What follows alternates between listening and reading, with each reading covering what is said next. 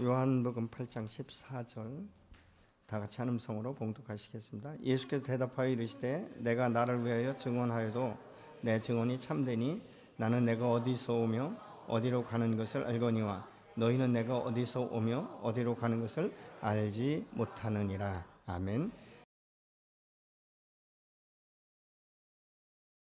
제가 이제 한 10수년 전에 저희 장모님을 모시고 제주도에 갔는데 이 측백나무로 만든 그 미로라는 그런 곳이 있더라고요. 그래서 제가 너무 대수롭지 않게 그걸 뭐 그냥 앞에서 들어가면 뒤로 나오는 길이 있겠지 하고 딱 들어가 봤더니 이게 돌고 돌게 만드는 거예요.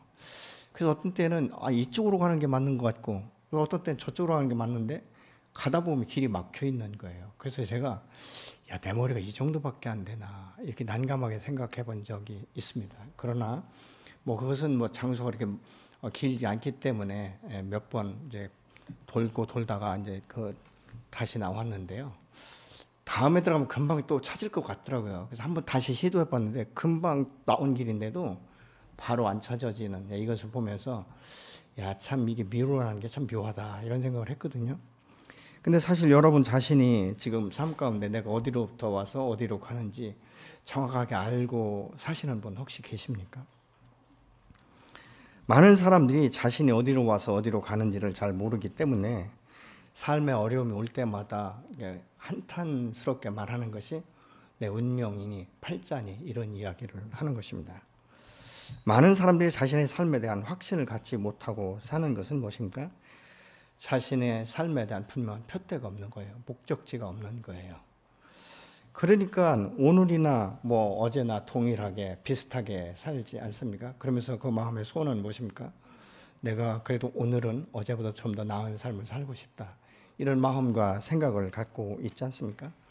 그럼에도 불구하고 우리가 정확한 목적지가 없기 때문에 사실은 인생 전반을 바라보면 갈팡질팡하고 살아가는 것이죠. 이렇게도 해보고 저렇게도 해보지만 뾰족할 수가 없다는 것이죠. 이런 삶은 어떻습니까? 만족과 행복을 느낄 수가 없는 거예요. 그냥 살기 위해서 살아간다는 것이죠.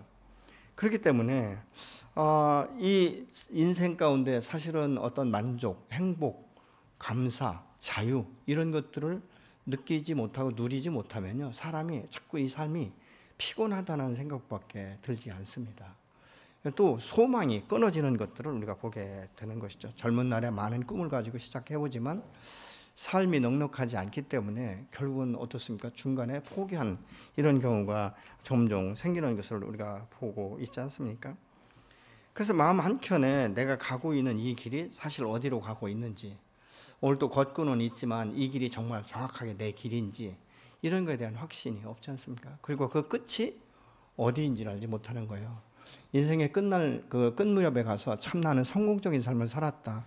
나는 내 평생에 다시 내가 인생을 산다 할지라도 지금처럼 살 수밖에 없다라고 말할 수 있는 자신감이 우리 마음 가운데 있는가?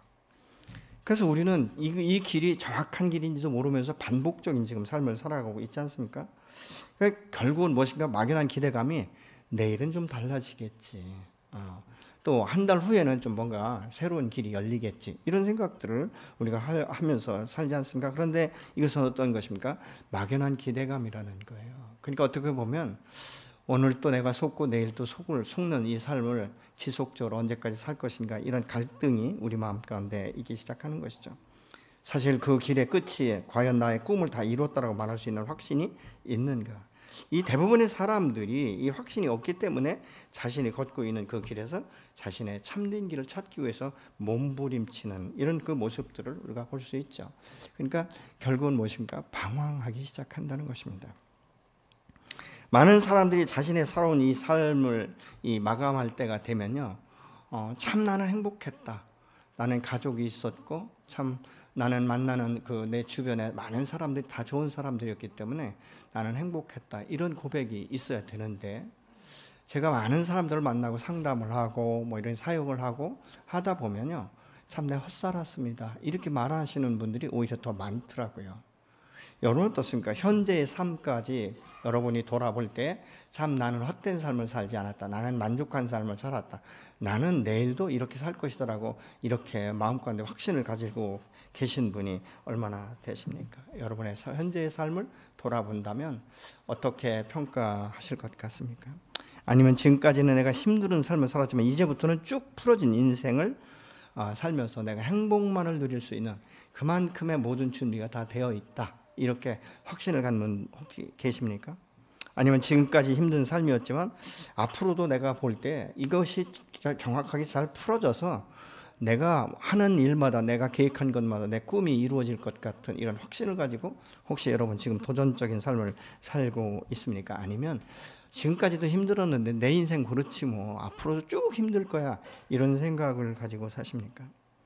우리는 사실 잠깐 왔다 가는 세상이거든요. 이 세상 가운데 살면서 피곤하게 사는 것은 무엇 때문에 그런가? 참된 길을 찾지 못했기 때문에, 참된 이 꿈을 꾸지 못했기 때문에, 정확한 목표를 내가 알지 못하기 때문에 지금 갈등하고 방황하는 것 아니겠습니까? 이 단테의 그 신곡에 보면 이런 말이 있습니다. 인생 여정의 한복판에 길을 잃어버린 채 캄캄한 숲속에 갇힌다라는 이런 구절이 있습니다. 근데 여기서 우리가 볼 때 이 단테 자신이 길을 잃어버린 것이 아니라 우리의 지금 인생을 말하고 있는 것인데, 그가 깨달은 것은 인생의 여정 한복판에서 길을 잃어버린 채 이 깜깜한 숲속에서 갇혀 있다는 이 깨달음이 도대체 내가 어떻게 살아야 될지를 지금 모른다는 이 결론을 지금 유출할 수가 있게 되는 것이죠. 내가 지금 어떤 길로 가야 될지, 세 갈래 길이라면 내가 어느 길을 선택해야 될지 우리가 잘 알지 못하는, 분별할 수 없는, 그렇다면 그 길을 우리가 어떻게 찾을 수 있는가? 그것은 길이요 진리요 생명이라고 말씀하시는 하나님께서 우리에게 그 길이요 진리요 생명이신 그 길을 찾아갈 수 있도록 보내신 그 아들 예수를 만나는 것 아니겠습니까? 사람은 누구나 세상에 올 때 자신의 부모나 어떤 환경이나 지적 능력이나 어떤 성별이나 이런 것을 선택하고 모든 것을 갖추고 이 땅 가운데 나온 사람은 아무도 없습니다. 혹시 여러분, 나는 그거 모든 것을 다 갖추고 모태에서부터 내가 이 출산할 때까지 다 갖추었어요, 그래서 지금은 내가 굉장히 잘 살고 있어요, 이렇게 말씀하시는 분 혹시 계십니까? 아무도 없어요. 근데 내가 이 땅 가운데 태어나고 보니까 내 부모를 만난 것이고 또 내 환경을 지금 겪고 있는 것이고, 그렇지 않습니까? 나의 그 지능 지수가 얼마가 됐든지 그 지능 지수를 가지고 내가 살아가고 있는 것이죠. 근데 이 세상은 말이죠, 참 우리가 태어날 때 굉장히 막 환영하고 박수치고 존경하고, 야, 너는 정말 하나님께서 내게 주신 선물이다, 이렇게 말하면 얼마나 좋겠습니까? 너는 정말 내 안에 아주 소중한 선물이야, 이렇게 받아들인다면 아마 그 아이는 어렸을 적부터, 아니 태중에서부터 부모로부터 축복받고 이 잉태 중에 있다가 출산했을 것이에요. 그런데 대부분의 사람들은 말이죠, 이 현재 환경과 이 우겨싸움 가운데서 우리 부모들이 살다 보니까 이 자녀들을 축복할 때 어떻게 하면 나보다 더 나은 삶을 살 수 있을까? 어떻게 하면 이 그 전쟁터와 같은 이 사회에서 어떻게 하면 출세할 수 있을까? 어떻게 하면 더 잘 먹고 잘 살 수 있을까? 이런 것들을 생각하다 보니까 자녀들을 계속적으로 그쪽 방향으로 몰아붙이는 거예요. 공부를 못하면 내 머리가 어떠냐, 뭐 돌머리냐, 뭐 이런 이야기를 하거든요. 근데 사실 여러분, 돌머리 가지고 태어난 사람 아무도 없잖아요. 근데 사실 머리를 내가 자식이 선택할 수 있습니까? 내가 돌머리면 부모가 돌머리 아니겠습니까? 그러니까 우리 부모들은 근데 그런 걸 생각하지 않는 거예요. 자신의 어떤 그 지금까지 살아온 인생이 너무 고달프면요, 내 자식은 그렇게 고달픈 인생을 살게 하고 싶지 않기 위해서 다른 길을 자꾸 이렇게 모색하도록 계속적으로 추궁하거든요. 그러니까 아이가 너무너무 힘든 거예요. 어떤 경우에는 자기의 어떤 기질, 어떤 재능, 이런 것과 무관한 쪽으로 자꾸 가라고 말하는 경우가 있거든요. 어떤 경우에는 내 성품상 문과인데 자꾸 이과로 가라는 거예요. 의사가 되라, 뭐 이런 얘기를 하거든요. 그러면 이게 너무너무 힘든 거죠. 근데 우리는 그렇게 부모로부터 훈련을 받다 보니까 내 인생은 그렇게 살아야 되는가 보다라는 생각을 하고 있는 거예요. 그러다 보니까 이 아이들이 자기 적성과 맞지 않는 그 길을 선택하는 경우도 있고요. 그래서 평생 이 고생 가운데 힘들게 살아가는 아이들도 있지 않습니까? 그런데 가만히 생각해 보면 왜 우리 부모는 그랬을까? 아니 가난하게 태어났으면 그래도 나를 환영하고 나를 격려하고 나를 좀 세워주면서 공부할 수 있는 어떤 분위기를 만들어주고 그래 뒤에서 후원을 해줘야지. 후원을 못할 망정 자꾸 못하는 것만 지적질하는가 이런 생각을 할 수 있다는 것이죠. 근데 제가 가만히 생각해 보면요, 그 부모님들도 그 윗대 부모님들로부터 환영받지 못했어요. 축복받지 못했어요. 먹고 사는 것 여기에 그 전전긍긍하다 보니까 이 자식을 양육해야 되는데 이 자식을 어떻게 양육해야 될지를 모르는 거예요. 왜? 그 위의 세대로부터 배운 것이 없는 거예요. 여러분 어떤 경우는 이런 경우 있지 않습니까? 나는 너를 원치 않았어. 나는 아들을 원했어. 나는 딸을 원했어. 근데 왜 너는 내가 아들을 원했는데 왜 딸이 나온 거야? 내가 딸을 원했는데 왜 아들이 나온 거야? 이래서 사실은 내가 아들이면서도 환영받지 못하는 가정이 있는가 하면 내가 딸이면서도 이 존중받지 못하는 가정에서 우리가 성장할 수 있다는 것이죠. 그럴 때 우리의 생각 가운데는 어떻습니까? 내가 세상 가운데 잘못 태어났구나. 내가 남자인 것이 잘못된 것인가? 여자인 것이 잘못된 것인가? 이런 갈등을 우리가 겪고 있다는 것이죠. 그러다 보니까 어떻습니까? 사람의 삶이 스스로 녹록하지 못하니까 자꾸 탓하게 되는 거예요. 자꾸 판단하게 되는 것이고, 근데 이 모든 판단과 모든 기준들이 세상적인 것이라는 것이죠. 그러니까 하나님께서는 우리를 지으실 때요, 이 세상 가운데 어떤 피조물보다도 최고의 피조물로 지으셨어요. 그러니까 어느 정도냐면 하나님의 형상을 따라 지었기 때문에 하나님과 함께 소통할 수 있는 이런 놀라운 능력을 우리에게 주셨다는 거예요. 그래서 모든 피조물들의 그 상태와 모든 것들을 관찰하고 다스리고 정복하게 하셨다라고 창세기 1장에서는 말씀하고 있거든요. 그만큼 하나님 우리를 위대하게 만들으셨는데 이 어둠이 이 세상 가운데 들어오면서부터 우리를 자꾸 하나님과 관계를 막아버리는 거예요. 그러니까 막다 보니까 어떻죠? 하나님과 관계가 멀어지다 보니까 하나님 어떤 분인지 알고 싶지도 않고 알려고 하지도 않는 거예요. 그래서 이 예수 믿는 사람들이 어쩌다가 예수 믿으라고 하면 그 말 자체가 싫은 거예요. 듣기도 싫은 거예요. 그러니까 예수 믿는 너의 인생은 이걸 풀어줬느냐 이렇게 또 반문하는 경우도 있지 않습니까? 근데 예수 믿는 사람과 믿지 않는 사람의 차이점이 뭔지 아십니까? 예수 믿는 사람은요, 고난과 역경 가운데도 소망을 잃지 않습니다. 왜냐하면 나를 이곳 가운데 보내신 하나님의 분명한 계획과 목적이 있다는 것을 알기 때문에 말씀 가운데 기도하기 시작하는 거예요.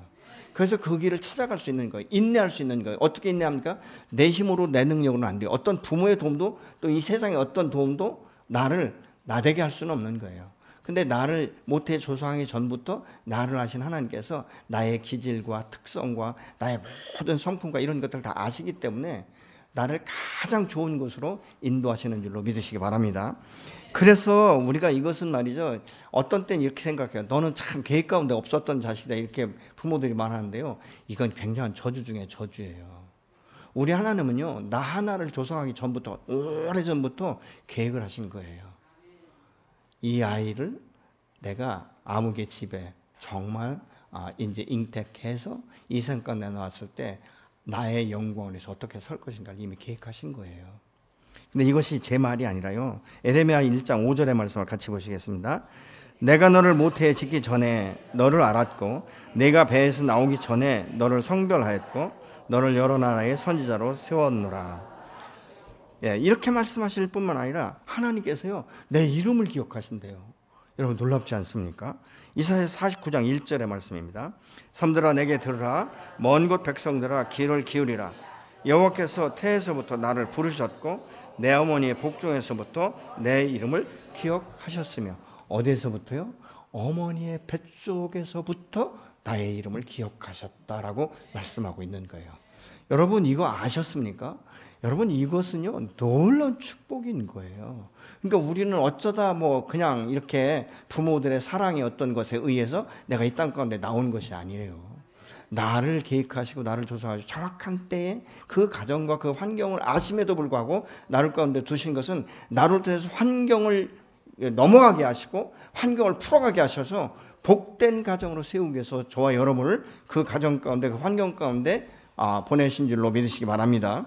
그러면 우리 하나님께서 그렇게 보내고 그냥 무책임하게 돌아섰는 거 아니에요. 우리의 인생을 책임진다라고 말씀하고 있잖아요. 근데 이 책임지시는 분의 말씀을 우리가 들을 수 있어야 돼요. 근데 예수를 믿지 않으면 우리의 영이 죽어 있기 때문에 하나님과 교제할 수가 없는 거예요. 하나님의 음성을 들을 수 없는 거예요.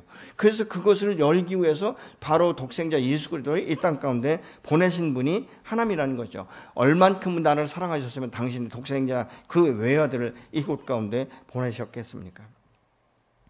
그래서 하나님께서는 저와 여러분들을 만나기 위해서 이 하나님의 그 독생자 예수를 이 땅 가운데 보내신 거예요. 그리고 우리를 더 이상 어둠 가운데 다니지 않도록 하게 하신 것이죠.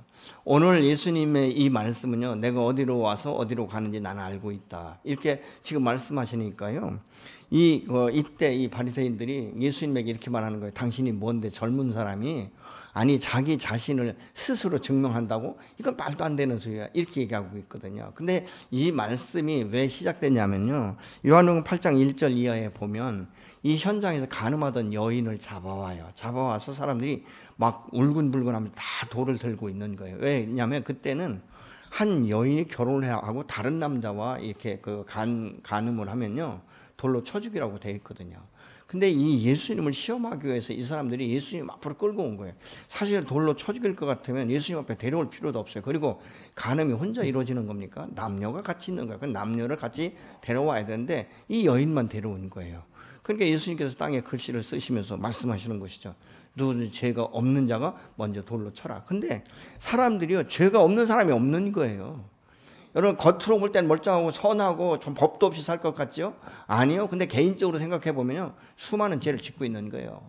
뭐 인생에 거짓말도 하고, 뭐 남의 돈 이렇게 또 뭐 이렇게 더 받기도 하고, 뭐 이런 일들이 비일비재하게 일어나고 있는 거예요. 그러니까 뭐예요? 돌로 치는 사람이 아무도 없는 거예요. 다 돌아갔어요. 그러니까 예수님께서 마지막에 이렇게 말씀하시거든요. 모두 다 어디 갔냐? 다 떠났습니다. 이 여인이 말을 하니까 예수님께서 말씀하는 거예요. 나도 너를 정죄하지 않겠다. 나도 너를 판단하지 않겠다. 그러나 앞으로는 다시는 동일한 죄를 짓지 말라, 이렇게 말씀을 하신 거예요. 그러면서 이제 예수님께서 이 바리새인들을 향해 말씀하고 있는 거예요. 너희가 굉장히 의로운 것 같고 빛된 삶을 사는 것 같고 하나님의 영광을 사는 것 같지만 내가 볼 때는 아니야. 그리고 너희는 너희가 하는 행동이 어디서부터 왔는지, 그것이 왜 그렇게 살 수밖에 없는지, 이런 것들을 너희가 분별하지 못해, 이러면서 말씀하시는 거예요. 그러니까 나는 빛이며 생명이기 때문에 내 안에 들어오는 자, 나를 믿고 나와 함께 동행하는 자는 이젠 더 이상 어둠으로 살지 않는 거야. 그 빛 가운데 사는 거야. 광명한 가운데 사는 거야. 이런 빛 가운데 사는 사람은 어떻습니까? 특징이 정직한 거예요. 바른 삶을 사는 거예요. 근데 어둠 가운데 일어나는 일들은요, 비일비재하게 숨겨진 일들이 너무 많습니다. 여러분, 어떤 때 보면 뭐 뉴스나 재판부를 보면요, 참 멀쩡했던 사람 같은데 사실은 이 재판을 보면 얼마나 저 사람이 뒤에서 어둠의 일을 많이 했는지, 얼마나 나쁜 짓을, 못된 짓을 많이 했는지를 드러내는 것들을 우리가 볼 수 있지 않습니까? 왜 하나님께서는 그러면 많은 죄인들이라고 말하면서도 독생자 예수를 보내셨는가? 나를 기억하고 계시기 때문에, 나를 사랑하시기 때문에 보낸 거예요. 나를 얼마나 사랑하셨는지 아십니까? 이사야 49장 15절이 이렇게 말씀합니다. 어머니가 어찌 제 젖먹이를 잊겠으며 제 태에서 낳은 아들을 어찌 긍휼히 여기지 않겠느냐. 비록 어머니가 자식을 잊는다 하여도 나는 절대로 너를 잊지 않겠다. 16절 말씀입니다. 내가 너를 손바닥에 새겼고 너의 성벽이 항상 내 앞에 있으니. 여러분, 나를 기억하시는데 그냥 머리로만 기억하시는 게 아니라 손바닥에 내 이름을 새겼대요. 여러분의 이름을 손바닥에 새겼대요. 놀랍지 않습니까? 저희는요, 이 뭐 옛날이니까 학교 다닐 때 뭐 이렇게 선생님이 숙제를 하면요, 그거를 받았을 종이가 없어요. 그렇게 우리나라가 가난한 때가 60년대 초반입니다. 그러면 어떡합니까? 그냥 연필로요, 막 침 발라가지고 이 손바닥에 쓰는 거예요. 내일 숙제를 손바닥에 쓰는 거예요. 그게 손바닥이 또 이게 어렸을 적에는요, 손바닥에 글씨를 썼으면 이게 오므리지 말고 집까지 와야 되는데, 그렇습니까? 오다가 막 뛰고 놀다 보면요, 이게 땀에 배어가지고 글씨가 안 보이는 거예요. 근데 지금 하나님은 뭐라고요? 손바닥에 썼다가 아니라 새겼다고 말씀하고 있는 거예요. 놀랍지 않습니까, 여러분? 어떻게 하나님이 내 이름을 기억하시고 내 이름을 손바닥에 새기셨을까? 그리고 나를 어떻게 기억하셔서 내가 그 죄 가운데 영원히 죽는 것을 원치 않기 때문에 이것을 막기 위해서 당신의 독생자를 아낌없이 나를 주셨을까? 그 이유가 뭘까? 딱 하나예요. 사랑입니다. 여러분, 부모가 자식을 사랑하기 때문에요, 무조건적인 사랑이 부모에게 있어요. 아멘이십니까? 근데 이 자녀는요, 부모의 무조건적인 사랑을 몰라요. 언제 아는가? 자식을 놓고 키워봐야 알아요. 자기의 자식의 속을 썩여야, 야, 부모님이 그때 내가 속 썩일 때 얼마나 아팠을까 비로소 깨닫는 거예요. 물론 안 그러신 분도 계시겠지만 이런 것들이 우리 인생이라는 것이죠. 얼만큼 사랑했는가? 요한복음 3장 16절에 이렇게 말씀합니다. 하나님이 세상을 이처럼 사랑하사 독생자를 주셨으니 이는 그를 믿는 자마다 멸망하지 않고 영생을 얻게 하려 하십니다. 독생자를 주신 목적이 글쎄 나로 인해서 영원한 생명을 얻게 하기 위함이라는 거예요. 정확하지 않습니까? 근데 언제 내가 죄인 되었을 때, 내가 하나님을 배반했을 때, 하나님과 소통이 되지 않을 때 하나님께서 나를 사랑하셔서 보내셨다는 것이죠. 그래서 하나님이 보내신 예수를 믿는 자마다 그 마음 가운데 생명의 빛이 들어오기 시작하는 거예요. 과거의 삶을 내가 왜 이렇게 살았는가를 알기 시작하는 것이고, 내가 지금 가고 있는 이 길이 생명의 길인지 사망의 길인지를 깨닫게 하는 거예요. 놀랍지 않습니까, 여러분? 우리 예수를 믿지 않고 가는 그 길은요, 아무리 선하고 아무리 돈이 많이 살아도 부귀영화를 다 누린다 할지라도 그 끝은 죽음이라고 성경은 말씀하고 있어요. 사람이 한 번 죽는 것은 정한 것이로되 그 후에는 심판이 있다. 그 심판이 뭐예요? 생명과 죽음의 심판이라는 거예요. 여러분, 하나님께서는 그만큼 지금 저와 여러분을 사랑하는 거죠. 사망의 길로 가는 걸 차마 볼 수가 없는 거예요. 왜냐하면 당신의 모습으로 지은 이 인간이 더 이상 죽음의 길로 가는 것을 하나님께서 방지하시는 것이죠. 내가 지금까지 몰랐던 이 세상을 바라볼 때 모든 것이 다 새롭게 보이는 거예요. 꽃들도, 새소리도, 하늘의 구름도, 삶의 공간의 여유도 보이기 시작하는 거예요. 그래서 내가 이 앞으로는 어떻게 살 것인가를 예수 안에서 조금씩 깨닫기 시작하는 거예요. 그것이 무엇입니까? 이전과 다른 삶을 우리가 살아갈 수 있도록 사망 가운데서 생명으로 옮겨 놓으셨다라고 성경은 지금 말씀하고 있는 것이죠. 내가 지금까지 몰랐던, 내가 이렇게 사는 것이 나의 이 운명이며 팔자인 줄 알았던 내 인생을 새롭게 설계할 수 있도록 하나님께서 축복해 주시는 줄로 믿으시기 바랍니다. 여러분, 꿈을 가진 자는요, 현재 어려움에 절대적으로 굴복하지 않습니다. 소망이 있는 자는요, 절대 이 땅 가운데서 굴복되지 않아요. 그 소망이 불리듯 일어나기 때문에 그 꿈을 이룰 때까지 어떤 난관 가운데 살아나는 것이죠. 성경에 보면 요셉이라는 사람이 있는데요, 그는 아주 젊은 나이에 꿈을 꿨어요. 근데 꿈을 꾼 이야기를 형제들에게 자랑스럽게 얘기했다가 이 형제들의 이 시기, 질투 때문에 사실은 그냥 이 보부상에게 팔려버리거든요. 하루아침에 노예 신세로 전락을 해요. 여러분, 젊은 나이에 그 노예로 산다는 것이 쉽지 않거든요. 집에서는 아주 그냥 굉장히 대우를 받았는데 이 모든 것들이 하루아침에 없어진 거예요. 근데 그때 이 요셉은 내 인생은 내가 꿈을 잘못 꿨는가 보다, 내가 하나님께서 주신 꿈이 잘못됐는가 보다, 이래서 자기 인생을 그냥 스스로 포기하지 않았어요. 그 꿈은 반드시 이루어질 것이라는 확신을 가지고 있었죠. 그래서 그 십수년 후에는 그가 애굽의 최고의 총리로 세워지는 것을 볼 수 있습니다. 이 훈련과 이 연단의 시간이 지나고 나니까 하나님께서 풀어주시는 거예요. 여러분, 우리의 인생도 오늘은 고달프지만 내가 하나님과 함께 동행할 때 그분이 나의 목자가 되시고 나를 붙잡고 계시고 나와 함께 동행하시기 때문에 반드시 새로운 길로 인도해 주시는 줄로 믿으시기 바랍니다. 승리할 수 있는 자, 과거에 내가 꿈이 없었는데 이젠 꿈을 꾸게 되는 것이고 그 꿈이 이루어질 수 있는, 그 꿈이 현실화될 수 있도록 내게 지혜를 주시고 사람을 붙이시고 때로는 물권을 주셔서 내가 그 일을 행할 수 있도록 역사하시는 분이 하나님이신 줄로 믿으시기 바랍니다. 그리고 내가 우매해서 갈 길을 알지 못할 때 내 곁에 계셔서 지도해 주시는 거예요. 제가 이제 그 운동을 안 하다가 얼마 전에 이제 내가 운동을 해야 되겠다 그래서 이제 헬스장에 이제 제가 질문을 했어요. 이 헬스 해보신 적이 있냐고. 그래서 옛날에 했는데 지금 다 잊어버렸다 그랬더니 기초부터 배우셔야 됩니다 이러더라고요. 기초가 뭐예요? 그랬더니 PT를 배워야 된대요.